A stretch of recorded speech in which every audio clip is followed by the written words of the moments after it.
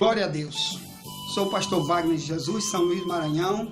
Estou trazendo aqui para você mais uma mensagem sobre a banalização da graça de Deus. Ou melhor, Deus tem dado muito para nós. Este livro diz que Ele já deu muita coisa boa para nós.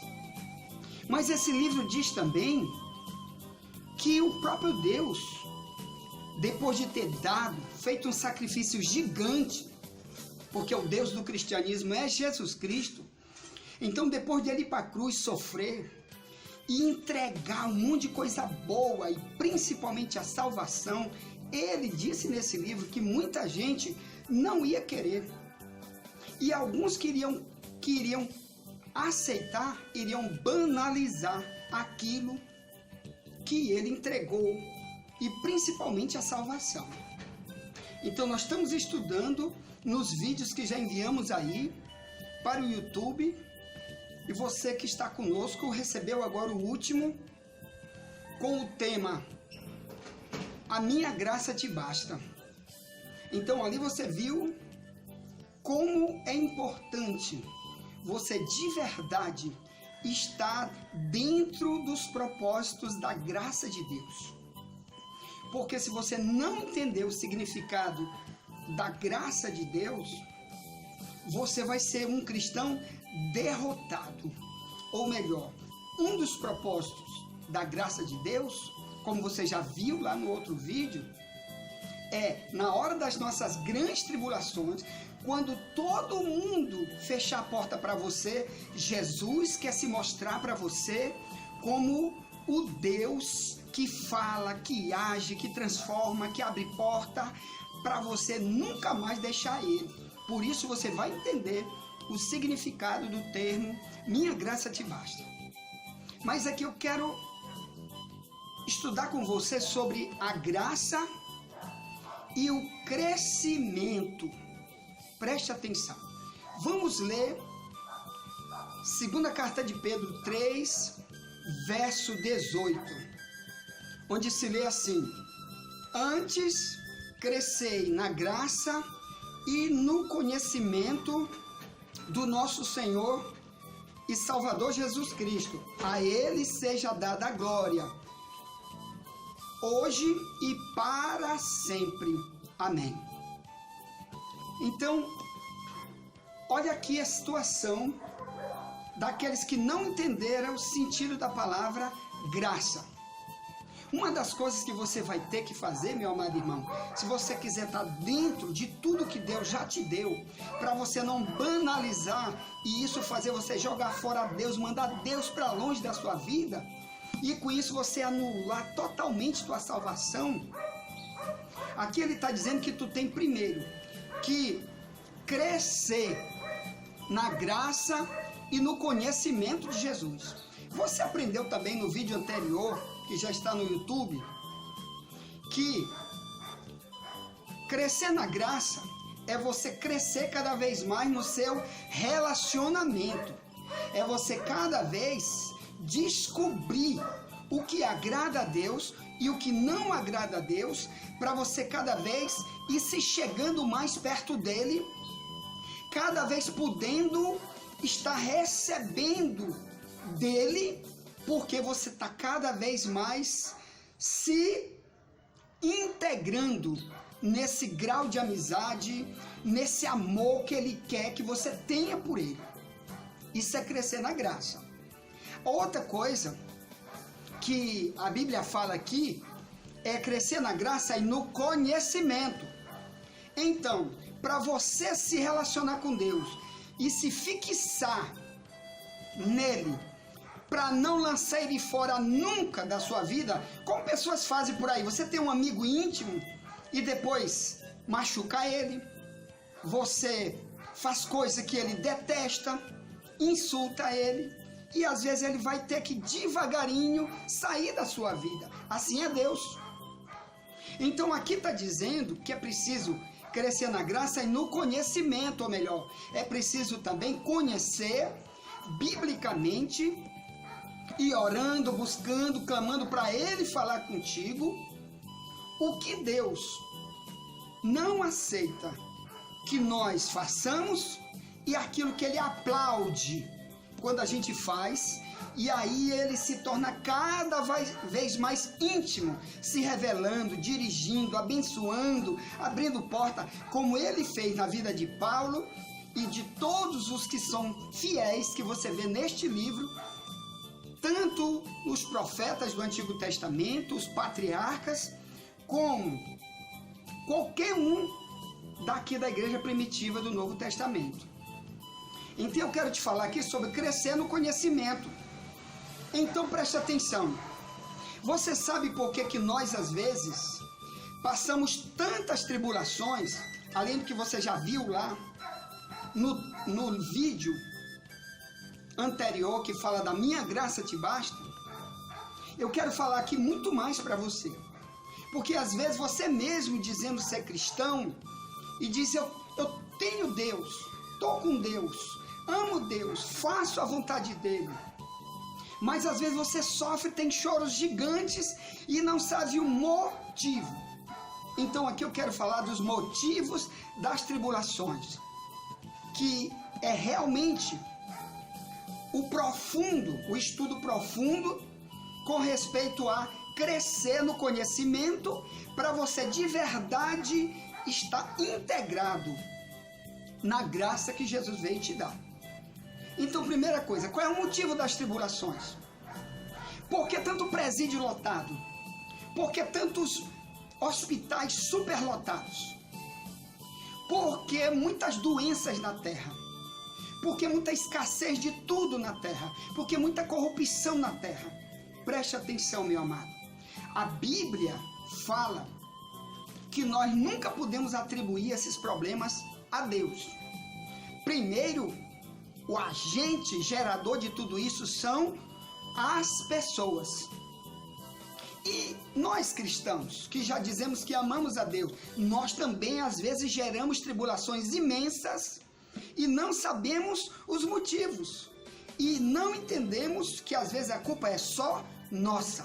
Já temos uma vida cristã, já lemos a Bíblia, já oramos, já estamos integrados a uma igreja onde tem um ensino, mas a gente não aprendeu ainda neste livro, ou talvez nossos pregadores ainda não ensinaram que tem 5 tipos de tribulações que o cristão vai passar. Preste atenção. Mesmo você tendo sido salvo pela graça, é preciso você conhecer o que esse livro diz sobre a origem das tribulações, para quando você passar suas lutas, você nunca colocar a culpa em Jesus Cristo. Então vamos ver aqui, começando a crescer um pouquinho no conhecimento, para você cada vez mais se encaixar em Jesus e dizer: Jesus, eu preciso de ti. Na hora das minhas tribulações, sou eu e tu, é tu e eu. Não largo, não troco o Senhor por nada. Nas minhas tribulações, aí mesmo é que eu preciso somente do Senhor. Tá bom? Então isso nós estamos estudando aqui nessa revista, que é nosso tema desse mês agora, na nossa denominação Ministério Só Jesus Liberta, que está em frente à TV Difusora na Camboa, São Luís do Maranhão, e a outra congregação que está ali atrás da Praça da Alegria, no centro de São Luís do Maranhão, no centro, na rua São Pantaleão. Ministério Só Jesus Liberta. Então eu quero te mostrar qual é a primeira fonte das tribulações. Preste atenção. Aqui na nossa revista,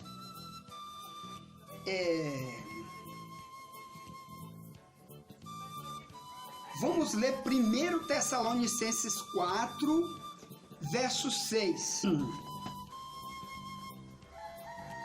Diz: ninguém oprima ou engane a seu irmão em negócio algum, porque o Senhor é vingador de todas estas coisas, como também antes vô-lo dissemos e testificamos.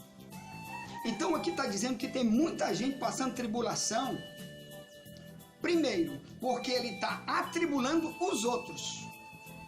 Então, irmão, aqui está dizendo que todas as pessoas que deixarem o seu coração malvado atribular os outros com palavras, com planos nojentos e com outras situações que prejudicam o seu próximo, Deus mesmo vai se levantar para fazer ele colher o que ele plantou. Ou melhor, mais cedo ou mais tarde, ele também vai ter uma grande tribulação, ou uma doença, ou uma perseguição de uma outra pessoa que vai ser levantada para persegui-lo. Então aqui é uma fonte das tribulações. Você quer crescer na graça, meu amado? Nunca use a tua vida para perseguir ninguém de maneira nenhuma. Por isso é que a Bíblia diz que nós cristãos agora nascemos de novo. Nós como cristãos agora, nós temos um novo coração. Por quê? Porque uma das coisas que não vamos mais fazer é se vingar, revidar, amaldiçoar os outros, ferir os outros. Por quê? Porque Deus aqui está dizendo que quem atribula os outros, o próprio Deus não vai deixar de graça. Ah, estou salvo pela graça, estou dentro da igreja, mas sou um atribulador dos outros, perturbador dos outros, um brigador. Você vai ter que pagar um preço, viu? Quando você estiver sofrendo, não adianta fazer campanha de oração. Ai, irmão, ore por mim que eu estou muito atribulado. Aqui está dizendo que o problema é que você já atribulou pessoas, já feriu, humilhou, negou coisa para pessoas que tu era para ajudar, você prometeu ajudar, a pessoa está sofrendo por tua causa, e aqui está dizendo que você vai ter que pagar mais cedo ou mais tarde. E aqui principalmente esse texto, meu amado irmão, diz que aqui principalmente é quando um irmão atribula o outro irmão. Aqui também eu quero falar de família. Às vezes dentro de uma casa cristã, um irmão não entendeu o que é o evangelho, qualquer briguinha já insulta, já bate, já fica mal total com aquela pessoa, amaldiçoa o outro. E quando vem as tribulações, ele não sabe qual é a origem, porque o próprio Deus não aceita isso, irmão.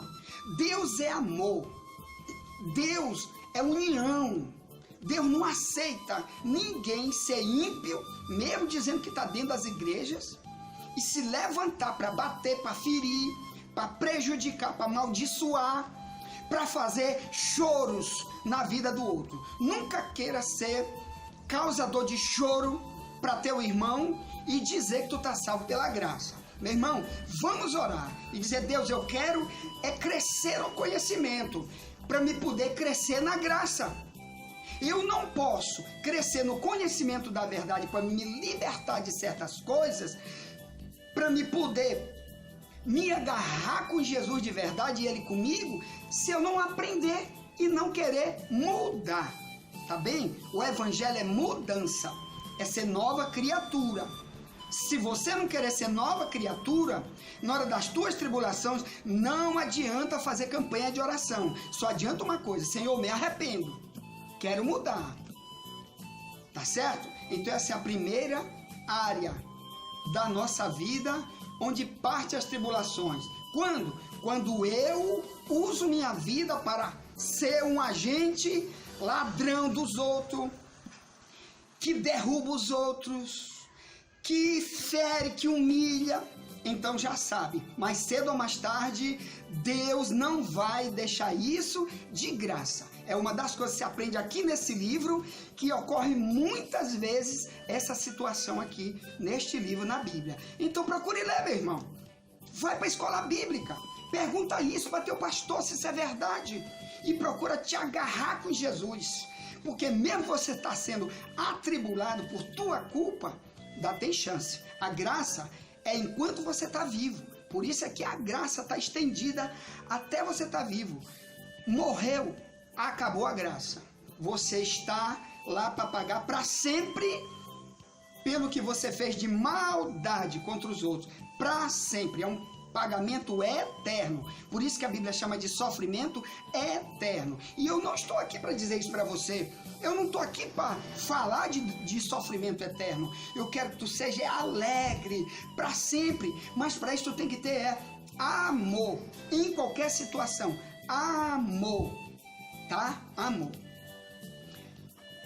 A outra área das tribulações que você tem que conhecer para poder crescer. Nós aprendemos aqui nessa revista, nos estudos, Atos 14, 22. Eu quero ler contigo isso aqui. Eu quero te falar sobre as tribulações que o próprio Deus chamou a gente para passar. Nós temos que passar. Às vezes tem coisa que você ora e Deus responde na hora e tira você daquele problema na hora. Mas tem problema que Ele, Deus, vai permitir você passar. Olha aqui, Atos 14, 22. Diz: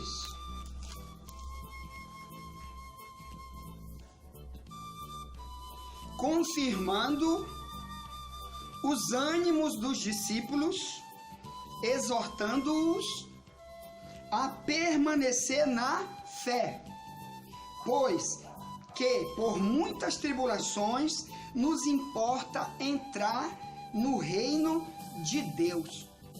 Então aqui está dizendo que Deus tem um reino, tanto um reino que Ele estabelece aqui apenas com aqueles que querem se encaixar no reino dele, aceita Jesus como único rei e procura ser servo dele para servi-lo, para agradá-lo em tudo, para poder ter certeza que faço parte desse reino aqui.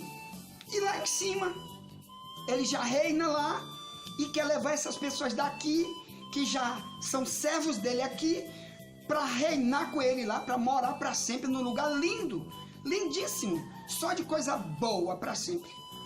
Mas aqui está dizendo que para a gente morar lá com ele, no reino dele, aqui é necessário passar por muitas tribulações.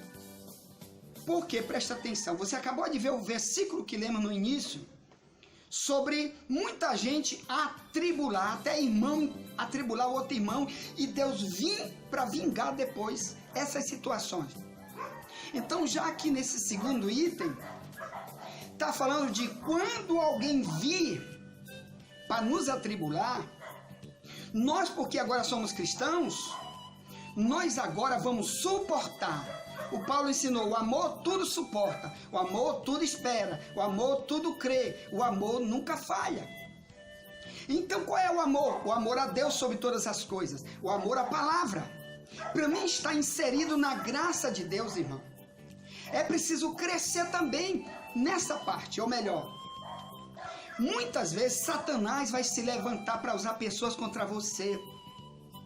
E você vai ter que muitas vezes apenas orar, fugir daquele lugar, vai para outro lugar, larga ele lá, intercede por essa pessoa. Diz a Bíblia que é para orar por aqueles que nos perseguem, que é para amar o nosso inimigo, para poder você não revidar, não se vingar, mas perdoar. Perdoar. Então aqui está dizendo que na igreja primitiva, em Atos 14, 22, era preciso passar muitas tribulações para entrar no reino de Deus.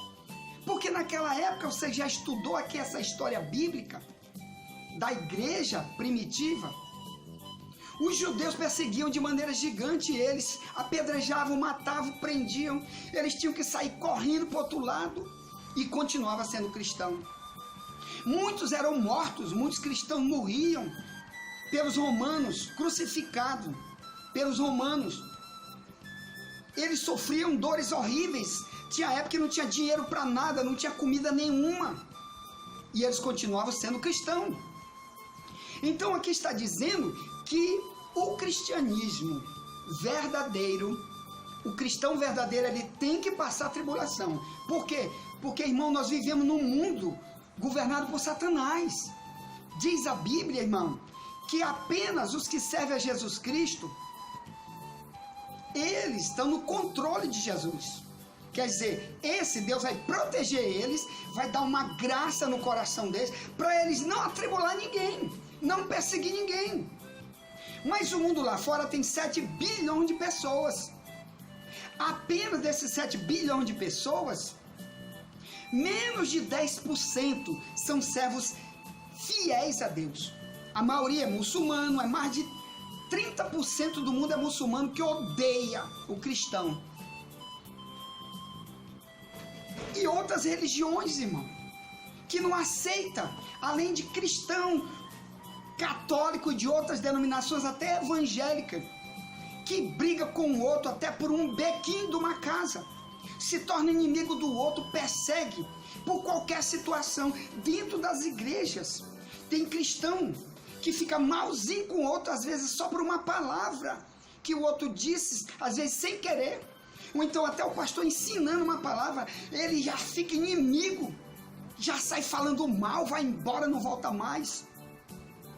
Mas aquele pequeno número que realmente está dentro do reino de Deus e não quer sair por nada, porque almeja morar no reino de Deus lá em cima, sabe que vai passar a tribulação, sabe que vai ser perseguido, sabe que o diabo vai usar várias situações para fazer ele chorar. Olha o que Paulo disse, 2 Timóteo, aqui nesse livro, 3:12, ele diz: todos aqueles que quiserem viver o evangelho piamente, ou melhor, completamente, ou melhor, como ele é, padecerão perseguições. Então, cristão, quando está sendo atribulado e você está de fora, em vez de você ajudar, que é esse o papel do verdadeiro cristão, é ver o outro na escassez, no sofrimento, você ir lá e se oferecer com um pouco, com muito, para ajudar. Você foge, você faz de conta que não viu, você fez que nem aquele homem lá na Bíblia, no livro de Lucas, que a Bíblia diz que ele foi assaltado, passou um levita, não ajudou, passou um sacerdote, não ajudou, foi embora, largou ele lá no chão, só um, que nem religião verdadeira ele não tinha, mas ajudou. Nunca faça isso, irmão, não dê as costas. Você diz que é sacerdote de Deus, em vez de ajudar, você sabe que ele está precisando e ele está sendo ferido cada vez mais pela escassez, pelo problema que você tem, você sabe que ele está precisando, tu não ajuda? Aqui está dizendo que ele vai passar essas tribulações até que Deus abra uma porta para abençoá-lo, ajudá-lo, mas às vezes demora uma semana, um ano, não se sabe o tempo, porque a Bíblia diz que nesse tempo Deus trabalha também com o tempo. Mas você que deixa ele sofrer, sabendo que você deveria ajudá-lo, que você foi levantado dizendo que tem amor e não ajuda, cuidado, na hora que vier grandes lutas, você já sabe, você quer ser inserido na graça, mas não quer crescer no conhecimento. Conhecer que quando vier as tribulações, quem é o culpado? E nunca colocar Deus como culpado. Tá bem? Nunca coloque Deus como culpado das tuas tribulações. Você poderá dizer assim: ah, mas agora eu sou filho de Deus, agora eu sou dele. Eu escolhi entregar minha vida para ele. Por que ele não me livra do sofrimento? Por que não livrou meu filhinho que morreu? O que meu filhinho tem a ver com isso? Olha, irmão, uma das coisas que você aprende na Bíblia é conviver com as perdas, com choro, com dores. Por quê? Primeiro, a Bíblia diz que Deus não poupou nem seu próprio filho. Ou melhor, o próprio filho dele, Jesus Cristo, ele enviou na cruz sabendo que ia morrer. Então, o filho dele sofreu pior do que qualquer um tipo de pessoa aqui da terra. Quer dizer, e nós ficamos olhando só para o nosso filho, só para fulano que sofre, se a Bíblia diz que todo cristão também tem que sofrer. Por quê? Segundo, é que nós temos que sofrer pelos outros, porque, meu irmão, muitas vezes é aprendendo a perder que você ensina o outro. Às vezes é você não revidando, não se vingando, que você está ensinando outra pessoa a ser salva também. Às vezes é você, na hora da perda, não aprender a amaldiçoar Deus, como fez Jó, que ele perdeu todos os filhos que ele tem, roubaram toda a riqueza dele, e a Bíblia diz que nem assim Jó atribuiu nenhum tipo de mal a Deus. Ele foi adorar a Deus. Então uma das coisas que a gente ensina é isso, meu amado irmão. Se fulano morreu, é muito ligado a mim, Deus sabe por quê. Se aconteceu aquele problema, eu perdi aquele monte de dinheiro, Deus sabe por quê. Irmão, tem pessoas que quando morre, por exemplo, criança, eu conheço o caso, que Deus está dando é livramento. Irmão, às vezes Deus está levando logo uma criança, deixando morrer logo, porque Deus está dando um livramento até para ela mesma amanhã. Então o Evangelho, sempre Deus sabe o que está fazendo. Tudo que está acontecendo, sempre Deus sabe o que está fazendo. Por isso que a Bíblia diz, a Ele a glória, quer dizer, Ele sabe o que faz. Então, essa é o segundo item sobre crescer na graça e no conhecimento, que a gente aprende aqui na nossa revista, que estamos estudando lá na nossa denominação. Aqui no Apocalipse 2:10 tem uma outra fonte geradora das tribulações. Quer dizer, a primeira fonte são os ímpios, que às vezes estão dentro do cristianismo e diz que já está liberto, que já está cheio de amor pelo seu próximo, cheio de amor a Deus sobre todas as coisas, mas ele é um agente que traz tribulação para dentro da igreja, para dentro dos cristãos, às vezes para ser o vizinho, às vezes para ser o pastor, porque ele tem que ajudar. Deus levantou todos os cristãos para ajudar uns aos outros, principalmente para ajudar a obra, e o que ele faz? Vira as costas, e lá estão sofrendo, contando com ele, até o próprio Deus está contando com ele ali, para isso levou para lá, para aquilo ali, e ele faz o quê? Deixa lá, pode ficar sofrendo, fica aí sofrendo que eu não vou ajudar. Outra coisa aqui, Apocalipse 2, no versículo 8 em diante diz: e ao anjo da igreja que está em Esmirna escreve, isto diz o primeiro e o último, que foi morto e reviveu. Aqui é o próprio Jesus falando através de uma carta, depois de mais de 40 anos que ele tinha morrido e ressuscitado. Para você ver como é que Jesus se revela aqui, ele fala. Isso aqui é um dos sintomas da graça na vida de uma pessoa, principalmente de um cristão verdadeiro. Como ele fala, ele se comunica, ele dirige, ele diz calma, espera, estou aqui. Ele elogia. Aqui, por exemplo, olha aqui o verso 9, ele diz: eu sei as tuas obras, e tribulação, e pobreza, mas tu és rico, e a blasfêmia dos que se dizem judeus e não são, mas são a sinagoga de Satanás. Nada temas as coisas que hás de padecer. Eis que o diabo lançará alguns de vós na prisão, para que sejais tentados. Tereis uma tribulação de 10 dias. Ser fiel até a morte, dar-te-ei a coroa da vida. Olha aqui que coisa interessante. O diabo vai usar pessoas para trazer tribulações para o cristão. Aqui é uma igreja, você está vendo, que era uma igreja fiel. Eu sei que a Bíblia diz assim, em Efésios 4:27, não deis lugar ao diabo. Lá está falando de cristãos que realmente davam lugar ao diabo, com a mentira, dizendo que ia fazer as coisas para Deus, depois se arrependeu, não vai mais fazer, está dando lugar para o diabo. E amar o seu irmão, seu amigo, seu próximo, mas tá agora atribulando, tá dando lugar para o diabo está usando. E aqui nesse texto fala que uma igreja fiel, uma igreja pobre, que nunca tinha dinheiro para quase nada, sofria tribulações gigantes. Olha aqui onde eu quero parar para você entender uma coisa. Hoje, o padrão de cristianismo verdadeiro, para aqueles que são ímpios, que não conhecem a igreja verdadeira da Bíblia, então esses dizem que quando uma igreja tem 1 milhão de membros, uma igreja super rica, que seus pastores só andam de carro blindado, de limusine, naqueles apartamentos de R$1 milhão, eles acham que esse tipo de pastor, que esse tipo de igreja é o padrão de cristianismo verdadeiro. Enquanto que para cá, para a Bíblia, muitas vezes isso não é padrão.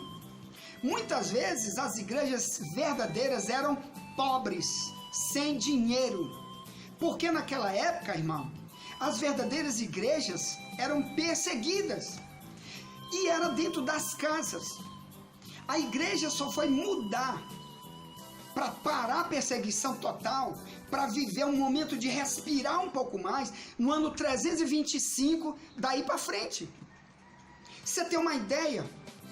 No ano 300 depois de Cristo, tinha um imperador chamado Diocleciano, imperador de Roma, que ele mandava no mundo todo. E ele mandou incinerar todas as Bíblias. Todas ele mandou queimar. Cristão ele mandava matar. Mas no ano 325, entrou um imperador chamado Constantino. Daí sim, dizem que ele se converteu e por isso ele liberou o cristianismo. Então tiveram os primeiros prédios e o povo começou a se juntar. E ali sim tiveram aqueles prédios grandes. Mas antes, quando era ainda na era bíblica, que é mais ou menos os 300 anos de cristianismo, não, as igrejas eram pequenas, sofriam, passavam lutas tremendas, principalmente de falta de dinheiro. Naquela época, por ela ser escondida, perseguida pelos romanos e judeus, essas igrejas eram nas casas, eram em buracos, até em caverna debaixo de cemitério. Eles se reuniam porque eles estavam lutando pela salvação deles e reunindo outros para salvar outros, para levar para o reino de Deus, num lugar onde nunca mais vai ter tribulação, é só alegria. Então eles investiam na vida dessas pessoas, mesmo sofrendo, mesmo na escassez, mesmo faltando tudo. Eles continuavam lá orando, clamando, ensinando, chamando Jesus cada vez para perto deles, para garantir a salvação deles e dos outros. Mas aqui diz que Satanás usava pessoas contra eles, para prender, para bater, para não ajudar. E aqui diz que judeus da época, que não eram cristãos, não queria ser cristão, queria era perseguir, o diabo estava usando eles. E aqui eles colocavam eles na prisão. Então aqui é o terceiro item que você precisa entender. Como manter a graça de Deus na tua vida, ou melhor, o que é a graça? É a presença de Deus para te ajudar. É a presença de Deus para completar a obra na tua vida.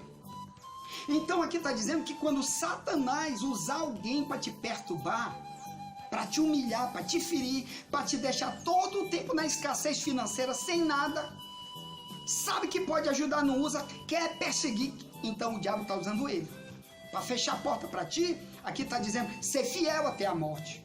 Continua orando, continua evangelizando, continua amando a Deus sobre todas as coisas e principalmente amando o teu relacionamento com Deus. Eu sei que numa hora dessa não é difícil.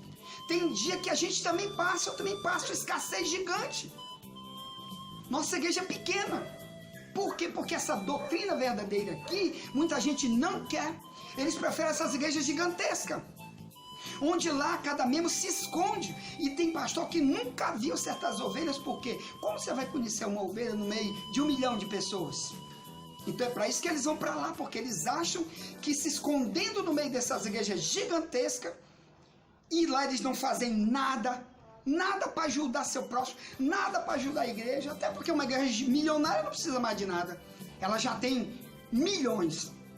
Mas as igrejas pequenas, da forma como está aqui, essa igreja aqui chamada Esmirna, que é uma das cidades da Ásia, hoje é Turquia, muçulmana, um país muçulmano hoje, mas na época tinha uma comunidade enorme de cristãos lá.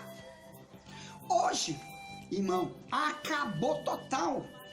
Aí, o cristianismo lá escondido é quase zero. É escondido porque o Islã persegue para matar.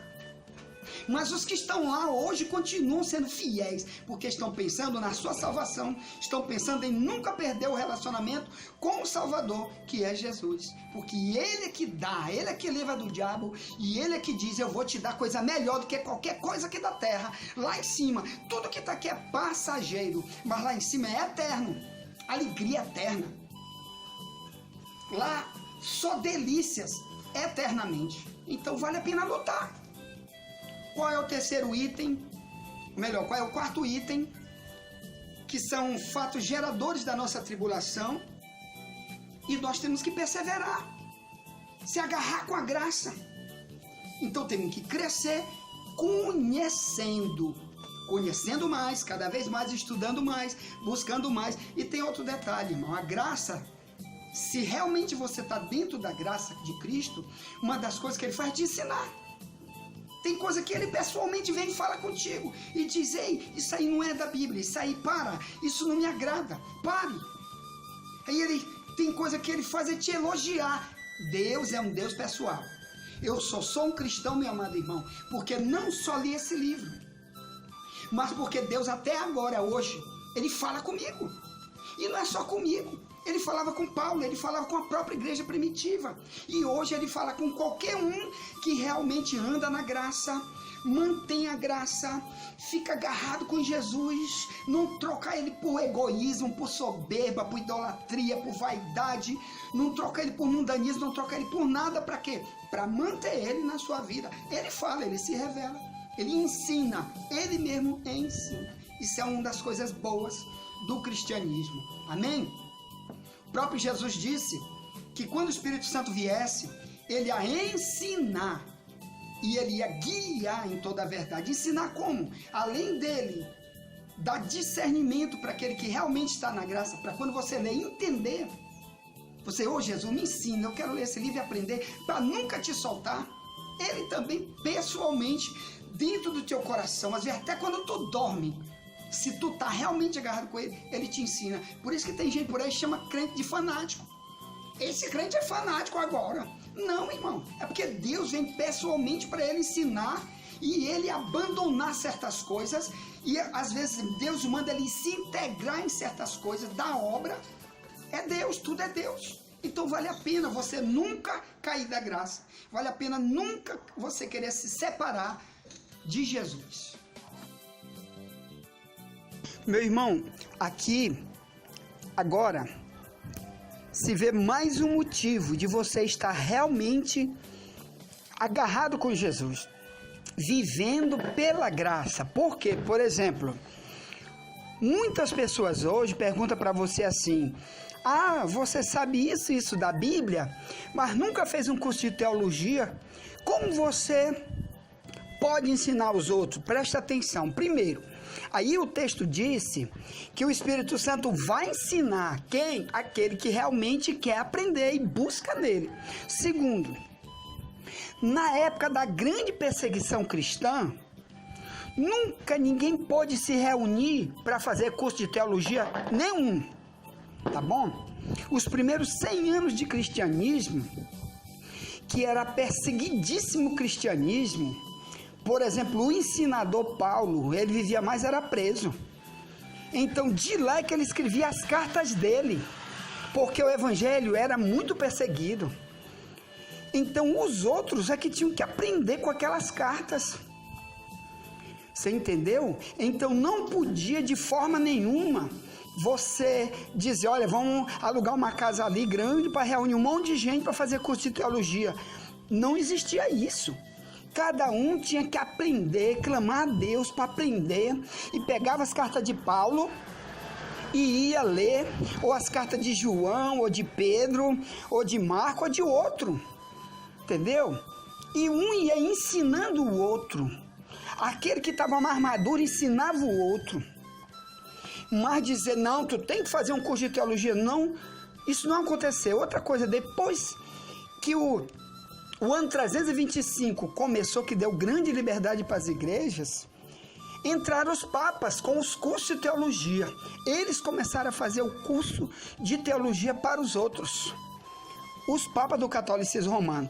O que aconteceu? Eles se juntaram com a política e eles passaram a ser os homens mais malvados do planeta durante mais de 1000 anos. Os papas começaram a ser os reis do planeta e começaram a botar uma teologia diabólica da idolatria que é vivida até hoje no catolicismo. E nesse período, eles começaram a perseguir de novo. Aí a igreja verdadeira, o cristão verdadeiro, foi perseguidíssimo. Você pergunta para qualquer professor de história. Qualquer professor de história que nem cristão não é, sabe dessa perseguição dos papas da igreja católica contra os verdadeiros cristãos. Até na fogueira, eles incendiaram milhares de cristãos nas fogueiras. Então essa questão de curso de teologia, meu irmão, é bom para quem tem realmente uma referência de líder, que ele tem testemunho de líder e ele tem doutrina realmente de líder santo para ensinar. Então é bom você ir, ótimo, vá mesmo. Mas tem gente que, como eu, por exemplo, eu nunca fiz curso de teologia nenhum, já escrevi mais de 100 livros, cada doutrina da Bíblia eu tenho um livro. E se tem alguém aí que se levanta para dizer, isso é proibido, isso é o diabo, é a carne que está ensinando ele, meu irmão, você vai se ver com Deus. Eu não tenho nenhum tipo de arrogância em dizer que eu nunca escrevi, sentei em curso de teologia e por isso eu estou ensinando heresia, entendeu? Um próprio irmão uma vez disse uma doidice dessa, que meus livros não prestavam para nada. E isso me entristeceu de uma maneira tão grande. Isso era de noite, a gente estava reunido vários irmãos numa casa, e de manhã uma outra pessoa que nem viu aquele doido dizer aquela loucura, que é doido, quem chama é Jesus, que chama os outros de doido. Em Mateus 25, de 1 ao 13, as virgens loucas não levaram azeite, é um crente sem o Espírito Santo. Mateus 25, de 1 ao 13. Crente vazio sem Deus. E está querendo esperar Jesus. Aí a irmã levantou de manhã cedo e disse, eu tive um sonho comigo, é verdade. O que foi? Sonhei que um personagem me levava lá no céu. E lá tinha umas salas muito grandes com muitas estantes com gavetas, muitas gavetas. E ele me levou lá e puxou uma das gavetas e apontou para dentro da gaveta. E lá dentro ela olhou, tinha 3 livros meus lá em cima. E ela acordou. Então ela me deu aquilo e Deus me deu uma injeção de ânimo para dizer, olha, embora que eles achem que tu está ensinando da carne, do homem, do diabo, eu estou recebendo cada coisa que você escreve, porque eu que estou inspirando você para salvar vidas. Então, meu amado irmão, a teologia é bom? É, se você aprender com alguém que realmente tem Deus, porque muitos estão vazios por aí, total, querendo ensinar os outros. Esse é o grande problema, e a graça é para isso, é Deus presente em qualquer lugar contigo, e principalmente para ensinar a verdade, guiar em toda a verdade.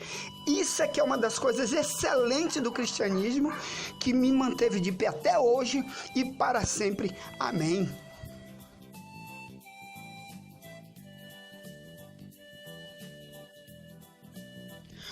Outra vez aconteceu um negócio comigo estranho.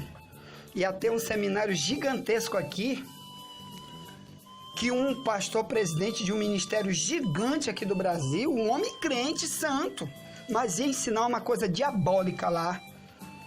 E Deus me falou pessoalmente para me ir lá e repreender ele. E eu fui. Cheguei lá, esperei, ele pregou, tudo certo, tudo ótimo. E quando ele lança uma coisa diabólica, um monte de pastor de denominação aqui, grande aqui, importante, estava aplaudindo ele, porque estava com vergonha de dizer que ele estava errado. Nessa hora eu me levantei e eu disse, ei senhor, isso aí está errado, isso é contra totalmente a Bíblia que você está ensinando. E eu dei o versículo da Bíblia do Novo Testamento para ele. E aí foi que outros pastores tiveram coragem de se levantar, que lá tinha centenas de pastores, foi que uma parte começou a se levantar e dizer, realmente, eu estou com o missionário Wagner, isso aí está errado o que você está falando. Foi uma confusão e realmente ele admitiu que estava errado e voltou atrás. Então, meu amado irmão, Deus escolhe os pequeninos para trabalhar para ele, tá bem? Quem está à disposição de Deus, Deus vai falar com ele e usar ele para o trabalho de Deus, seja onde for. Então, aqui no próximo item que vamos estudar, está falando aqui do próximo item, que é o quinto.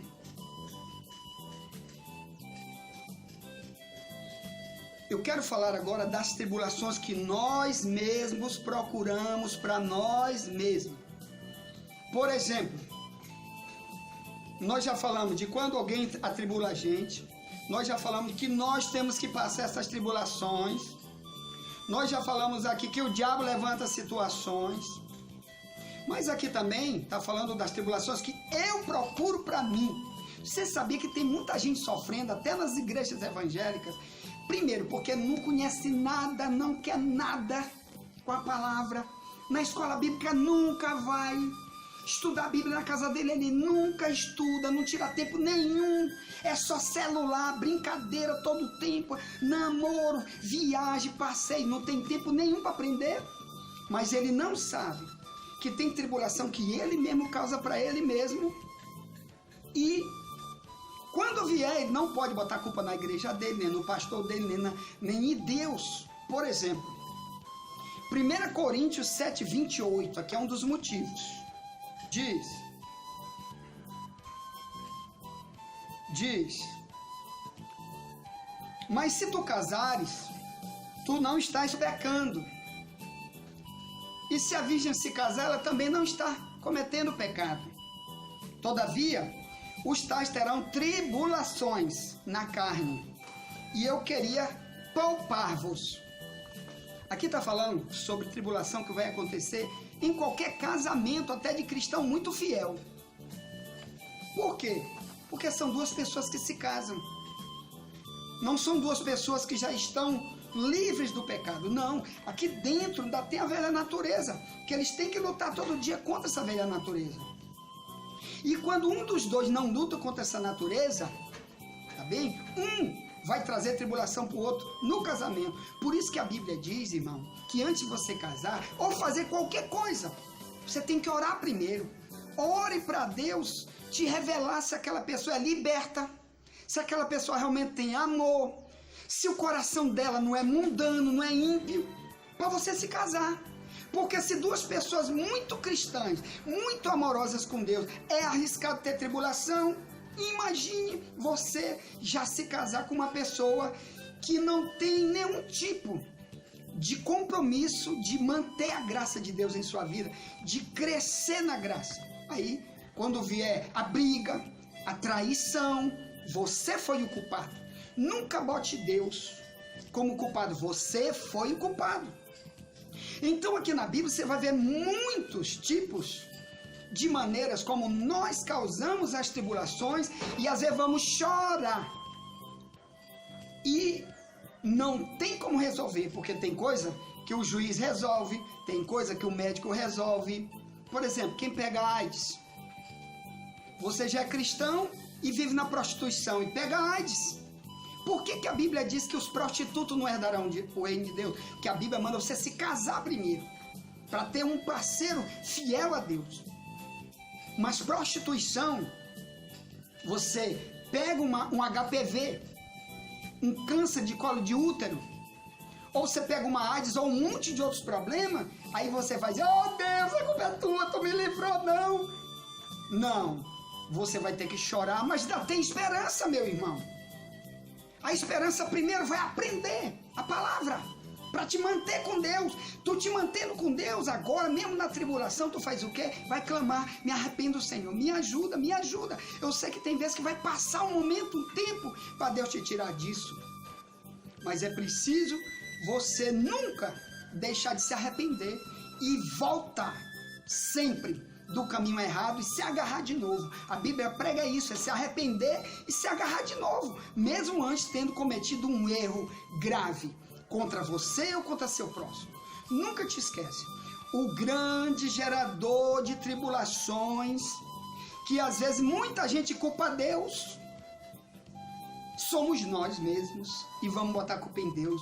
Às vezes morre uma criança de atropelamento de carro, às vezes um assalto, a pessoa com o celular. Será que você ensinou seu filho a palavra? Você ensinou seu filho a orar, ser fiel?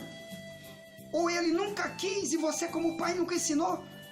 E quando acontecem as grandes lutas, Deus, tu não viu? Não, Deus primeiro ensina você a se manter na graça, para Ele proteger a tua casa. Se você não ensina teu filho, você vai pagar o preço pelos teus filhos. Mas a criança era inocente. Não importa, Deus trabalha assim. O pai tem que ensinar seu filho, o pai tem que ser exemplo em casa, e etc. Isso também a mãe. E o filho tem que atender, senão ele também vai pagar o preço dele. Então, meu amado irmão, a Bíblia diz: o salário do pecado é a morte. Romanos 6:23. O salário do pecado é a morte. Ou melhor, tudo que eu fizer contra o meu relacionamento com o meu próximo, ou contra o meu relacionamento com o meu Deus, já sabe, Deus está cada vez se distanciando de mim. Mesmo que eu cante, mesmo que eu tenha uma religião católica, ou evangélica, ou espírita, não adianta. Deus está cada vez saindo de mim e o diabo está chegando para trazer mais tribulação. Cuidado com isso. Bem, meu amado irmão, tem muita coisa para a gente aprender aqui na escola bíblica que estamos estudando lá nas sextas-feiras, no nosso ministério em frente à TV Difusora, sobre a banalização da graça, ou melhor, a banalização do meu relacionamento com Jesus Cristo, a banalização do que eu já aprendi aqui, ou então daquilo, tudo que ele já falou e eu não quero. Estou jogando fora tudo que ele falou aqui nesse livro para me livrar das minhas tribulações. Então, meu amado irmão, se você acha que essa mensagem pode despertar alguém, ensinar alguém, mande para alguém, tá? Nós temos também aí mais de 400 pessoas no nosso Zap que nós jogamos mensagem. Só um SEMA, que é a União de Militares Evangélicos do Maranhão, que a UNSEMA é a sigla dessa camisa amarela que eu estou usando. Ela tem mais de 100, muito mais de 100 membros de policiais e de outros que fazem parte das forças militares e civis, força de segurança do Maranhão. Eles todos recebem pelo Zap essa mensagem que eu mando quase todo dia. Também tem a FEBRAME, que eu faço parte também, que é a Federação dos Ministros Evangélicos do Brasil, que também são mais de 100 que recebem, e muitos outros que eu tenho, e também estou enviando e estou chamando outros para também compartilhar, para a gente aprender uns com os outros. E eu vou mandar essa mensagem também para uma pessoa que você tem, amiga, que também quer ouvir nossas mensagens. Peça para um amigo seu adicionar o nosso nome no Zap, nosso número no Zap dele, para a gente jogar essa mensagem e outras que já estão no YouTube. Mais de 50 mensagens já estão lá no YouTube, e até muitos livros que nós queremos também enviar para você estudar em casa, em nome de Jesus, tá bem? Eu quero orar por ti. Depois vai vir outro ensino sobre a banalização da graça, tá certo? Tô orando por você, Pai, tô abençoando o teu filho. Meu Deus, não deixa ninguém ser gerador de tribulações, para mandar o Senhor para longe de suas vidas, Pai, mas que seja um gerador de amor, seja um gerador de união, de paz. O Senhor ama é a paz, o Senhor ama é a reconciliação, o Senhor ama é quem perdoa, o Senhor ama, meu Pai, é quem quer estar junto, o Senhor ama é quem quer ser útil ao seu irmão. Pai, então ajude, Pai, abençoa teus filhos, faz um novo projeto de vida cristã a partir de agora, apaga tudo para trás, Pai, e agora tudo novo. Estou abençoando teus filhos com a reconciliação, com o perdão e com amor, que cada um tenha amor, que o Senhor é Deus de amor. Sem amor o Senhor nunca vai estar ali derramando a tua graça sobre ninguém. porque o Deus de ódio é Satanás. Pai, tem misericórdia em nome de Jesus. Amém? Assim, meu irmão, te abençoo, seja abençoado em nome de Jesus. Amém.